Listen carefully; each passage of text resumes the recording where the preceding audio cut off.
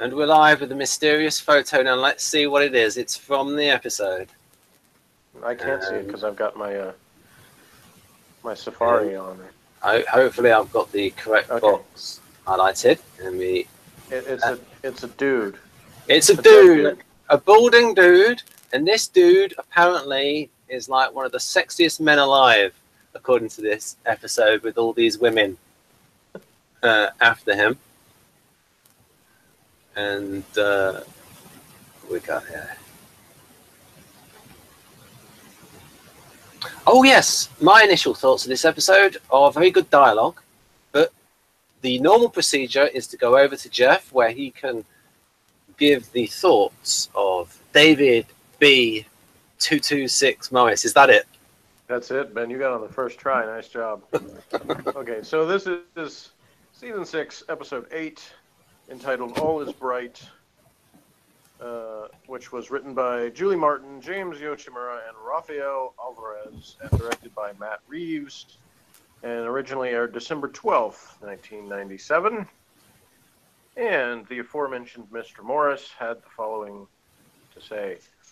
Well, for the first time in 3 years, it's Christmas for the Homicide Squad. And while there may be putting up a tree in the waterfront and hanging tinsel on the board, neither murder nor morality take a holiday. The detectives learned this in spades in All Is Bright. For the first time, Ballard and Gardy get handed a murder of their own to investigate. Longley, who gets assaulted with a bottle of detergent at his local laundromat and has bleach poured down his throat in the bargain. Motive, however, until the autopsy is finished and it is revealed that Longley was HIV positive. A big deal when you are as sexually active as Longley was.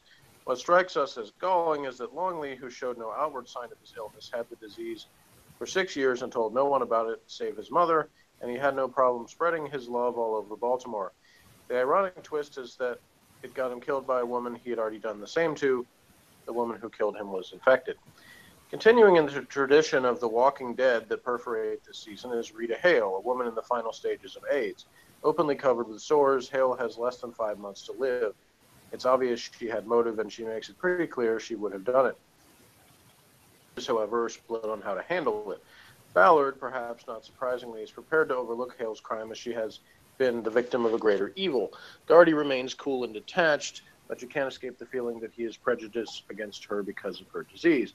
The episode comes down to an extended sequence in the box between the two detectives and Hale. Hale is openly scornful, sarcastic, and eventually sorrowful, and you get the feeling that neither Ballard or Gardy is wild about what they're doing. Ballard is so upset by it that she butts heads with G overcharging her. While the lieutenant isn't unsympathetic, he is blunt. Hale is a killer first and a person afterwards. Kelly Thorne gives her first solid performance as Ballard. We learn a little bit about her in the interrogation. She had a fiancé in Seattle and is currently dating someone in Baltimore, but her attitude towards Hale and the other woman Longley slept with indicates her real opinion about the deceased. It is also clear that she has her own worries. She gets tested for HIV at the end of the episode. Equally memorable is Catherine Urbe as Rita. Urbe is a fine actress. After this episode, Fontana would cast her in Oz as another doomed woman, murderer Shirley Bellinger. In her few scenes, she creates a memorable woman, bitter, sad, and ultimately haunting. Ballard and Gardy aren't the only detectives faced with hard choices. Falzone continues to dog Kellerman over the Luther Mahoney shooting, and Kellerman reluctantly tells Lewis that Georgia Ray might have a tape of the murder. Meldrick is understandably pissed by this and will cause the estrangement between the two partners to get even worse, to becoming isolated from the unit. Even the comic subplot is pretty grim. We meet Munch's first ex-wife, Gwen, as she calls on him to help her plan his former mother-in-law's funeral. Gwen's mother was a major literary critic and had a huge number of colleagues in the literary world. With the help of Munch's brother Bernard, they planned for a large reception, only to have no one there, save for true crime novelist Peter Moss, playing himself. Munch's mother-in-law was a bitter, hackneyed, unpleasant woman, and he came just to make sure she was dead. It's pretty clear that Munch did everything in her power to break the two of them up. Yet despite all this, after seeing his wife's downfall, he delivers a rather nice eulogy for the woman at the waterfront Christmas party. For all his cynicism, John can be really sweet sometimes. Also, in passing, we see Bayless, who has had a crush on Dr. Cox since he first met her, finally reveals his feelings for her by kissing her. Okay, I'm going to skip that because it's a mild spoiler. Not exactly a warm and fuzzy show, is it? Topping it off, we have one of the best music montages in a long time as Suzanne Vega's angry metallic song Blood Makes Noise plays as Rita gets booked. The image and sound will remain in your head long after the credits have rolled. All is bright as anything but. It is dark with difficult issues, deals with old wounds that don't scab over, and very problematic relationships. In short, it's everything we've come to expect from Homicide. This is great television. My score, 9.1. So that's what he says. Ben, what about you? I thought that the actress that played Gwen was a little bit weird. A little bit weird. Is she like not a proper actress? Is she like a comedian or something? She is a comedian and an actress. That's what I thought. And she is a little weird. Yes, I was thinking the NP is natural. I can notice the NP in her. And if I had to guess on our brief experience with Gwen Munch or whatever she's calling herself these days, I would say she's probably an ENFP. Yeah, but even with the actress, I'm thinking this is an NP actress because the NP. I'm as an NP myself, I can sort of notice the NP weirdness. It's different from the NJ weirdness. Mm-hmm. Slightly different. NPs tend to be a bit weirder. Yeah, I won't argue with that. Because we are more scatterbrained. So maybe for the audience, you could say what you think that is, because Munch is an ENTP and Gwen, so maybe we could say what we think that is. That's sort of like the weirdness of John Munch and her. What we think that is? Yeah, and try to define it. I thought we already did that. It's weirdness. Okay, weirdness. And generally you think it is the NPs who are weird. I mean, yeah, they're not the only ones, but they have a particular brand of weirdness that sort of like seems to sort of hop from idea to idea is the main thing behind it. Yeah. Yeah, but they seem unfocused to other people. Yeah. Well, they can be focused. It's just their focus is not normal to other people. Seems scattered, but they're capable of still accomplishing quite a bit of things following that sort of pattern. Yeah. Once in a while. But yeah, my whole vibe I got from her was she's a natural in terms of an NP, because a lot of times when I see people trying to play NPs, it comes across as too much forced NP eccentricity. And I thought, oh, I was thinking, is she like an NP comedian who's not a full-blown actress? That's what I was thinking. She is an actress. I mean, she'd been in movies and other stuff plenty of times before. This definitely wasn't her first role by far. So yeah, but you know what I mean. I mean, right. But what's an example of someone who not an NP trying to play one? Well, I mean, in Doctor Who, with the recent actors playing the Doctor. Oh, okay. Overdoing it. I mean, you can have an. I still blame the writers and producers more for that than the actors. Yeah, I think it isn't now. I think part of it is that it's definitely now. And actually in Eccleston's case, I blame the casting because he just wasn't right for that part. He's not a bad actor at all. He's just not the Doctor. Yeah. Yeah. I didn't like 10.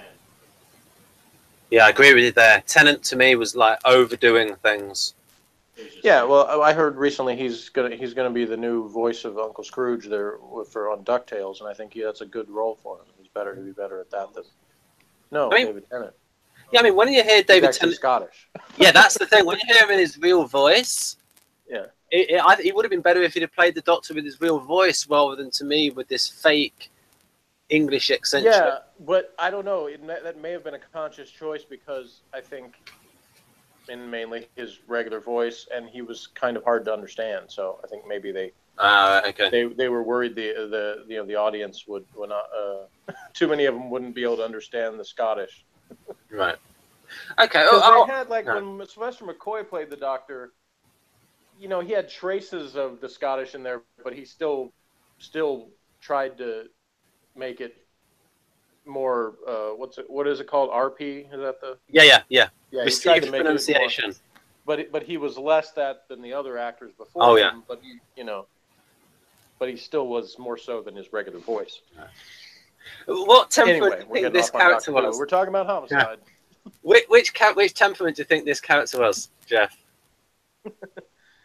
Could be an NF, could be a SP. Yeah. So one of those two probably. Yeah, she was going on about him being like, oh, he's a genius, and I'm looking at the hair as well. That's ENFP points. Yeah, I thought that was an effective little, not exactly montage, but whatever you want to call it, like where they would cut to the people talking about him with opposite opinions. Oh yeah, that was good. So. Yeah, and what I'll say. So I think our deceased guy was probably an SP for sure. Oh yeah, you're claiming him. Very, very. I'm claiming him. Yeah, he's apparently it was a jerk in some ways, but what I'm referring to is like the, that chameleon aspect of the fact that he was able to come off to different people as completely different. Oh yeah. And still being the same guy. So. I was just thinking, are they talking about this guy? And it's like, wow. Right. So what I'll say about this actress, I would say that she is good as this type of character because she's playing like an NP character and she is an NP, and so you usually be better off with like her than say someone trying to do an NP and not doing it right. So she was effective as an NP because she is an NP. So effectively weird. So what else have I got?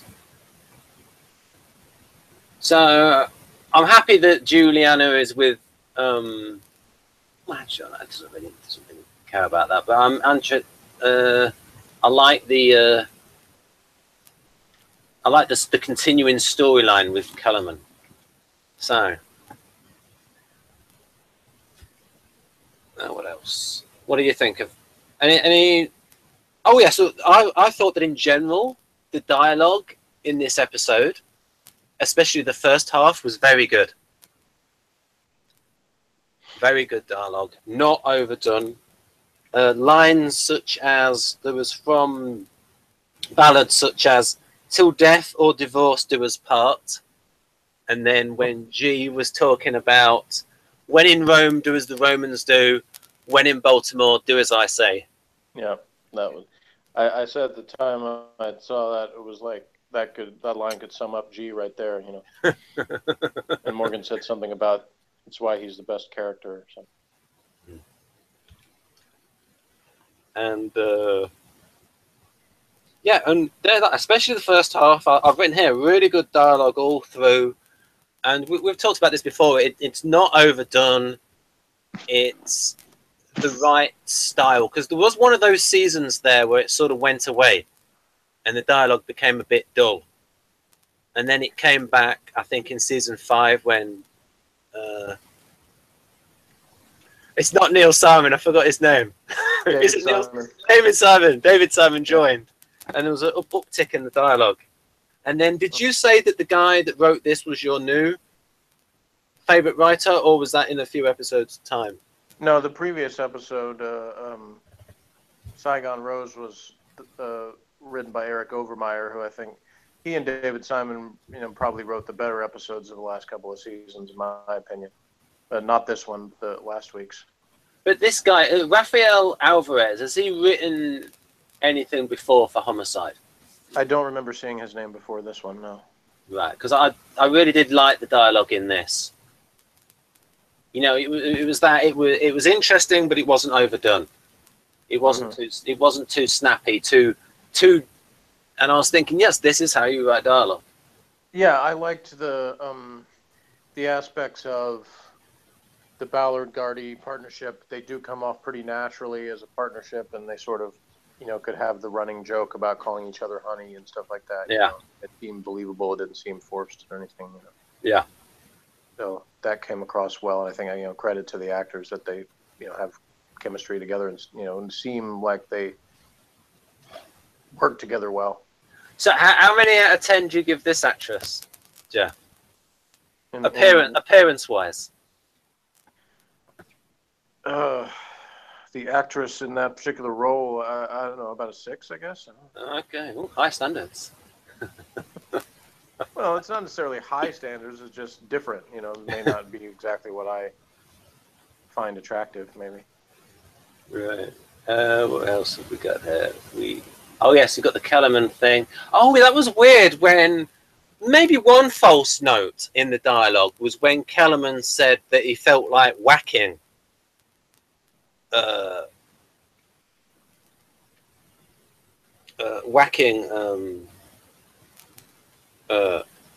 Falzone, and I was thinking, well, that's not in the. I mean, in the Italian sense, whacking is like bopping someone off, killing them. Yeah, I'm pretty sure that's what he meant. But I don't know if so he probably meant it in the Italian sense, rather than the belt sense. No, he meant he wants to get rid of him. Hmm. He's becoming a nuisance to him. He has been pretty much from day one. Oh yes. Now, is this actor related to Richard Belzer? Not that I know of. I mean, they have different last names, so. But he does look enough like him, though. There's a family resemblance. Well, that's his third appearance. At least his second, but I can't remember if his third. He's been on at least once before because he was in the Corsetti episode when they were arranging his stuff, and I think he might have been in one other one. And I think Munch was written well in this episode where when he was talking to someone who was more sophisticated, then he sort of like showed a greater range of his vocabulary when he was talking to the novelist. And also there was good interaction between Munch and this guy, his brother. Yeah. I think what the only flaw in this episode is that the makeup on the scab. The scab looked a bit fake looking. But I thought her performance was very effective. Yeah. And she was written right, the right kind of bitterness. Whereas, yeah, I liked the line where she said, "I sound like a public service announcement," because I think that, that's the kind of thing you throw in there. So if you think the dialogue might be, somebody might interpret it as being a little bit too heavy-handed, you throw in a line like that, and then you're like, okay, well, at least they're acknowledging that it might come off that way. So this is what I mean about where it can be like a really subjective, like when I criticize like the character in the subway, and it's just a subjective thing about, whether you like that kind of person or not and how it's written, and there's no real kind of rules about it. And whereas to me, I like this dialogue more than that episode in particular. And I liked the other more. So, it's just, like you said, subjective. So to me, it's like that Subway came off as, they really accentuated the randomness of this occurring, that this could happen to anybody kind of thing. And not that AIDS can't happen to anybody, but this one was a little bit more kind of focused on the morality of, the guy infects her. He's not going to face any charges, whereas she is for killing him. Her act may have been a more brutal act, but there's kind of focusing on the fact that, in a sense, he did the same thing to her, just very slowly. So, Jeff, when did it become a crime in the United States to knowingly infect someone with AIDS? Because I know that has become illegal in recent years. I don't know.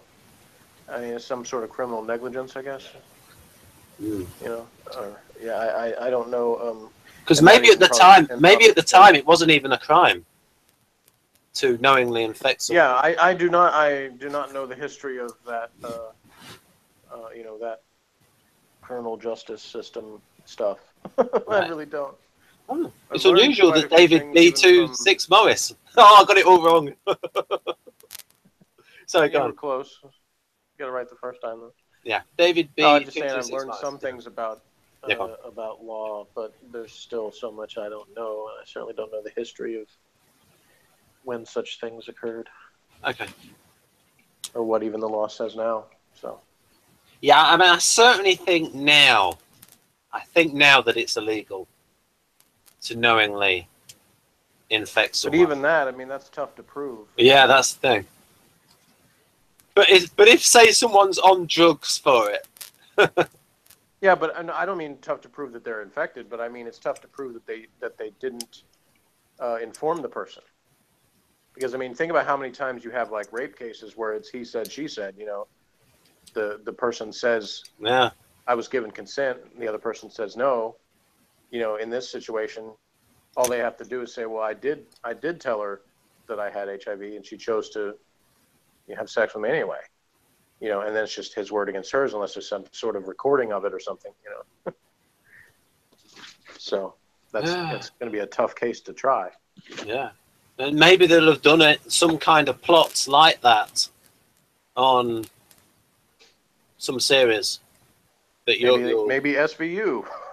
Yeah, well, but it's not a them. series I'm probably going to watch, and you have second thoughts. You have I may try mixed again feelings. after we're done watching Homicide again. I don't know yet. I'll see how I feel then. But anyway, getting back to this, I thought they had an effective, you know, in network TV you have standards for what language you can have and things like that, and you always have battles with the censors and stuff.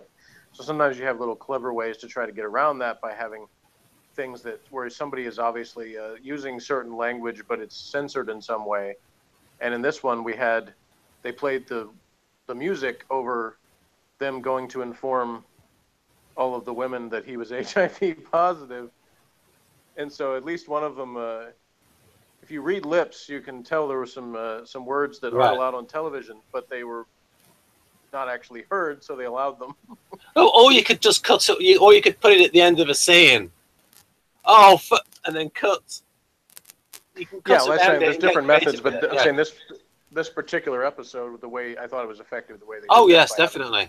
And showing the different reactions to it as they played the song. So yes, that was pretty well done. Even though I couldn't help but think that in reality they probably would have just called them instead of going back in person to see them like they did. I understand why originally they went in person, because, you know, they were trying to, you know, gathering testimony or witnesses kind of thing, as opposed to just informing them of something. I like Gardy's body language here. And there's even you know, something that would have been brought up probably on Law and Order that wasn't necessarily brought up here, is that is it in fact legal or acceptable for the police to inform these people of his HIV, or is that considered violating his medical privilege? You know, his own personal medical information. You know. Yeah. Well, they still do. That's the point. They've had on Law and Order several times. It came up where there's doctor-patient privilege even after a patient dies. That there's still privacy. So yeah. Anyway, so that's something that could be brought up, but yeah, she looked nice in that Santa outfit. What's her face? Billy Lou.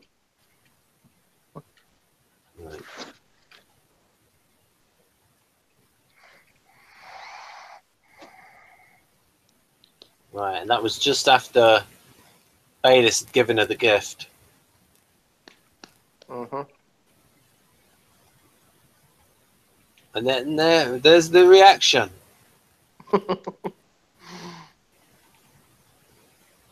And then we can imply a lot from this reaction from Gardy. What will you imply?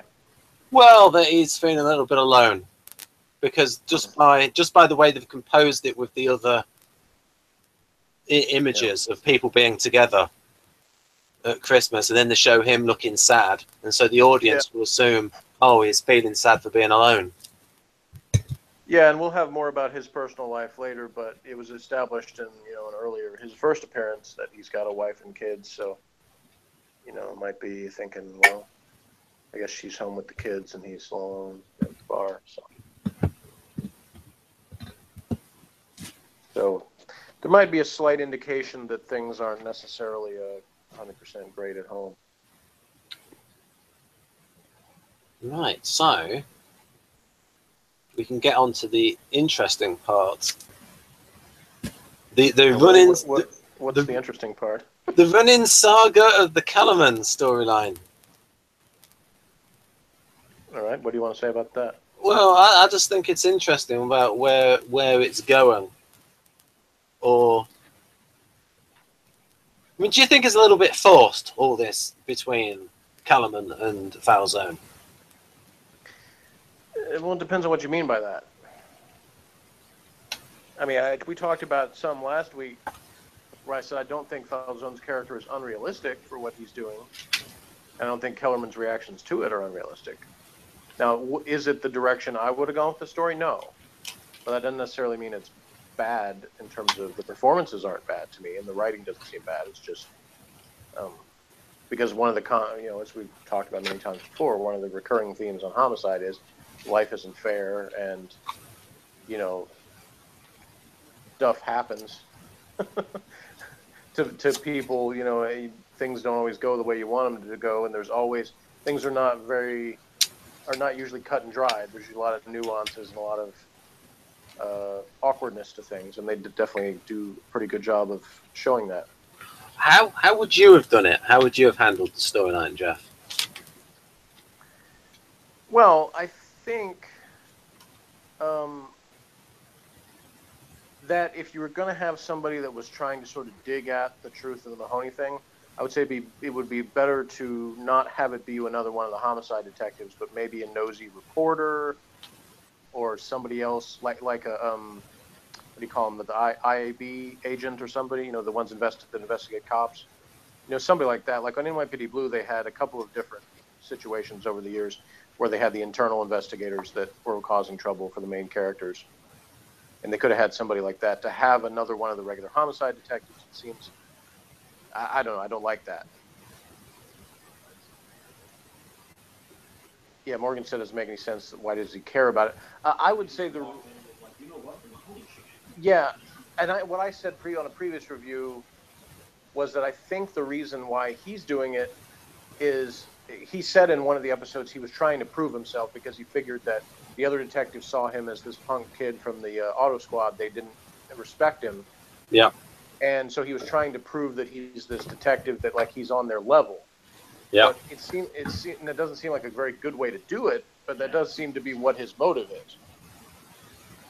I don't think he really cares that much. Well, I mean, he did say also, that they got shot at, and so it's like, you put me in danger by this thing you did. He did, but at the same time, he has said things that have indicated that he really does care about that.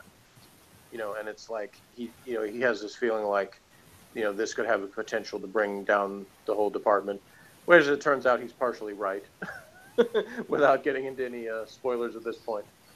There's obviously some things that would not have occurred should that have not happened. But there still could have been other ways, no matter how it went down with Mahoney, even if he hadn't been killed, but if he had been killed and it really was, what should have happened in the first place, which is when he had the gun on Lewis, Kellerman should have shot him before. If he had just done it then, instead of waiting, then there wouldn't have been any question on that. But what I'm saying is, even if he had done that, there still could have been the revenge plot from George Ray. Like, all of that could have still happened. Because, she wouldn't have cared whether or not he had the gun on the guy. Her attitude still was, I'm taking revenge for my brother. So some of the things would have happened anyway had it not gone down like that. But yeah, I like I said, I probably would have written it to all that stuff they did with like Kellerman being investigated over the arson stuff. I didn't really like that story very much, but it would have been more realistic to have that situation occurring about the Mahoney shooting. In other words, have some sort of internal task force that was investigating that instead of having it be Falzone. Or even if it was Gardy, because they established Gardy as being, he was an internal detective before he went over to Homicide. So it would have made more sense for him to be, he could have been the guy, well, he's transferred to Homicide, but then the whole time he's secretly working on this thing for the internal on Kellerman. That could have made it a more interesting plot, too, instead of, having the Falzone deal. So that's just some ideas of the way that I could have written it. But like I said, I don't have a big problem with the overall way that they did it. It's just there's certain elements to it that I think could have been better overall with the story. Do you think that if you have to have Falzone do this, do you think it would be better to change his characterization into a different type, a different temperament, to make it more? Not necessarily. And if so, what type of person would you make him? I mean, I don't think that necessarily would be better. You could say, that an SJ type, like an ISTJ type, would have been more like, about you're supposed to do your duty and be a cop by the book or whatever. But on the other hand, they can also have that cops protect other cops thing. Yes. So, yeah. So it could work either way. So there's not necessarily, that somebody of a different type would have pursued it differently. Yeah, because honestly, the way Falzone's doing it, as I said before, I think type-wise, he came on as sort of the new Felton. He's sort of designed to be sort of that type of character, but Felton didn't really have a cause, so to speak, that he was trying to do. So he came across as being less focused. Yeah, he was just about his private life, really, Felton. Yeah. So. So there was obviously some differences there, but I think it shows in the way Falzone is sort of, he's focused on this, but he's more almost like, he spends less time really investigating it than he does sort of just trying to rile up Kellerman. So he's really sort of coming about it in a way like he thinks if he just kind of needles Kellerman enough that he's going to break down and do something about it himself, as opposed to Falzone really report over it or something. To me, I see it as an ego battle, and as Falzone wanting to prove himself, and wanting to be let in, and him thinking that there's a niche there's a clique there that I'm not being let into. These people are not telling me the truth, and I'm going to keep pushing away until I find out the truth, so that they back down and respect me. The danger of that, of course, is then them, thinking you are this punk who's trying to cause problems, so we're not going to respect you for doing that. So, Well, STPs can be punks, can't they, Jeff? Yeah, and I think, again, without really spoiling anything, I don't think by the end of the series, the characters that are still in it from the beginning, the earlier characters, I don't see much evidence that they really gain a lot of respect for Falzone. They don't necessarily hate him or anything, but they don't. It's not like they think, oh, well, he came in as this punk and now he's proven he's this great detective or whatever. I don't really see that happen. So, which I think is good in a way that they sort of establish that he does establish himself as good at certain things, but he's not portrayed as if he's some sort of savior of the department. But in a sense, what happens at the end of the season 6 and the beginning of it's a mess.